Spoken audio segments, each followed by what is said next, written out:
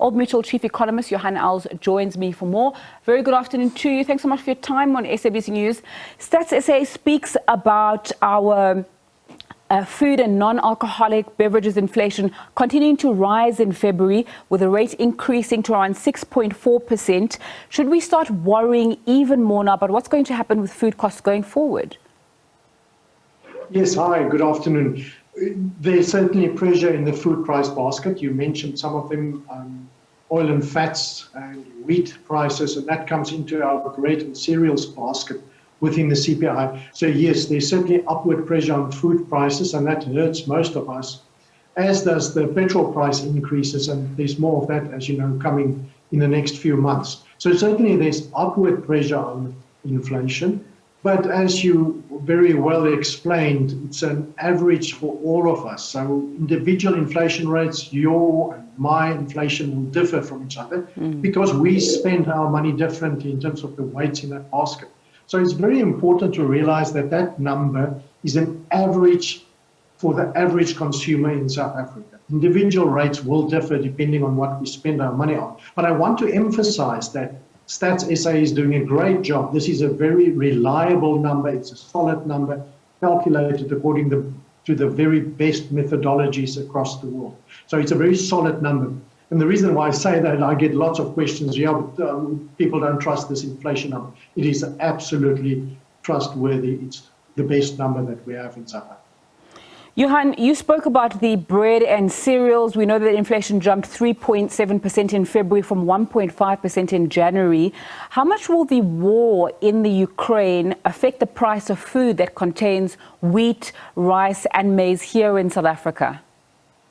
Yes, absolutely, because we produce a lot of our food ourselves, so it's not because we import that necessarily, but prices are set internationally, and because there's worries and concerns about exports from the Ukraine in terms of many of these foodstuffs where they are very big producers, international prices are rising, and that impacts on local prices as well. And so, yes, there will be further upward pressure in terms of those components within the CPI basket and thus food. So I do expect food inflation to continue to rise towards the end of this year. Johann, something that we see and you've just spoken about that continues to increase is the fuel price. Fuel price is up 2.9%. What effect is that going to have outside of just fuel on our public transport costs, on the costs of goods and services as well?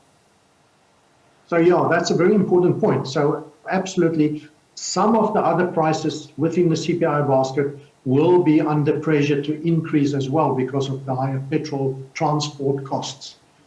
But this is still a fairly weak economy, so I don't expect that all of these extra cost increases will be passed on to the final consumer. In other words, I don't expect a generalized uptrend. So what they call the second round impact will not be full pass-through of those initial cost increases. And as you know, we have got a limited monthly budget.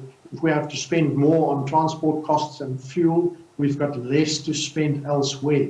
And that means that other price increases, I'm naming some examples, outside of food, furniture, appliances, clothing, shoes, etc. So some of the more luxury goods that we can hold off spending on.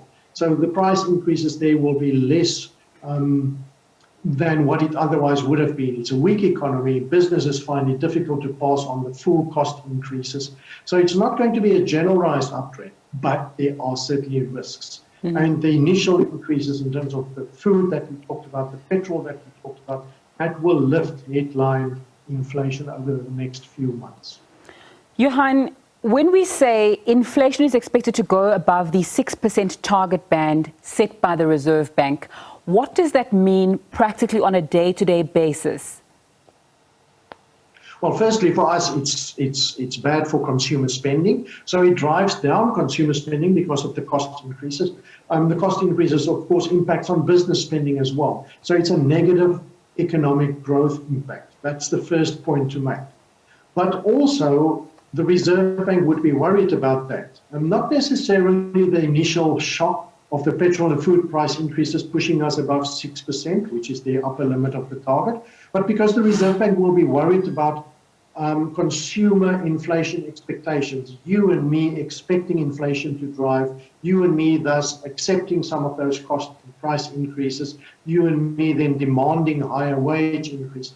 It's that circular impact on prices that the Reserve Bank will be worried about. So certainly, yes, they will continue with their interest rate hiking cycle, but because there's also a negative impact on economic growth and there's significant growth risks around.